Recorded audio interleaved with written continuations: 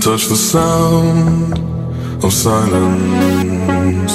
And in the naked light I saw 10,000 people maybe.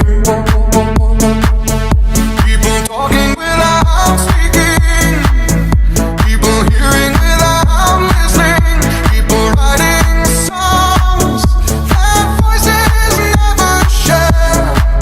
And no one dared disturb the sound of silence.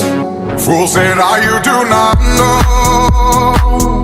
Silence like a cancer grows. Hear my words and I might teach you.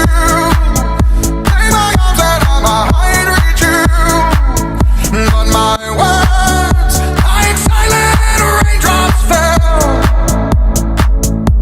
and echoed in the wells of silence.